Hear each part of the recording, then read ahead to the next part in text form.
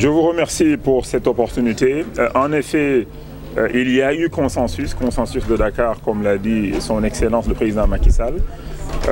Le but du forum, c'était vraiment d'échanger très franchement avec nos partenaires au développement, donc les pays africains. Nous avons eu 8 chefs d'État et de gouvernement représentés. Nous avons eu donc les bailleurs de fonds, nous avons eu également le secteur privé.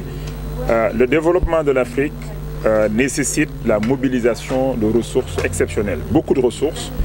Et jusqu'ici, nous nous sommes beaucoup endettés dans tous les pays d'Afrique, comme l'ont fait également les autres pays du monde pour se développer, pour investir dans les infrastructures sociales et également dans les infrastructures économiques. L'Afrique aussi ne pouvait pas ne pas aussi s'endetter pour financer son développement. Mais tout le monde également est d'accord que l'endettement seulement ne permet pas de satisfaire aux besoins immenses du continent africain. Donc il était important que tout le monde se mette d'accord autour d'un consensus. Premièrement, il est extrêmement important de mobiliser les ressources internes fiscales, donc côté fiscalité, mais également ressources internes côté épargne. Donc mobiliser l'épargne nationale pour financer le développement, donc à travers les banques commerciales, à travers les banques de développement, etc. Ça, c'était un consensus très fort.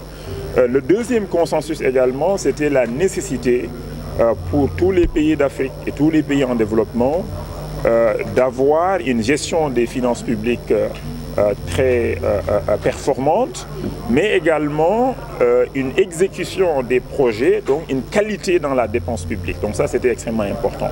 Le troisième point aussi, et le chef de l'État, le président Macky Sall l'a rappelé, il était important également que la perception du risque africain, le risque d'investir en Afrique, dans le cadre de la mobilisation des financements privés ou bien dans le cadre de la mobilisation des financements de marché pour le compte de nos États, il est important que cette perception du risque soit revue.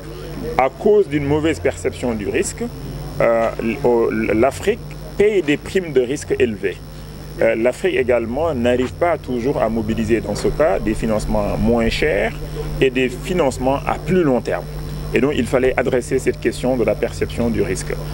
Quatrième point extrêmement important, c'était la nécessité pour nos partenaires au développement de tenir compte de la valeur des actifs dans lesquels nous investissons en tant qu'État et les revenus que génèrent ces actifs. Quand on s'endette pour investir dans un actif qui a de la valeur et un actif qui génère des revenus, qui vous permettent de rembourser amplement cette dette, il est extrêmement important pour les bailleurs, en particulier, comme l'a dit le président de FMI, la Banque mondiale et les autres, quand ils font l'analyse de viabilité de la dette des pays d'Afrique et des pays en développement, qu'on tienne compte de cette donne extrêmement importante. Et le président l'a rappelé et je pense que tout le monde est d'accord. Et à partir de maintenant, nous espérons que ce consensus de Dakar fera que nos bailleurs vont tenir compte de cela. Et le dernier point, il y en a eu pas mal, mais le dernier point important, c'est vraiment la mobilisation des financements du secteur privé, les financements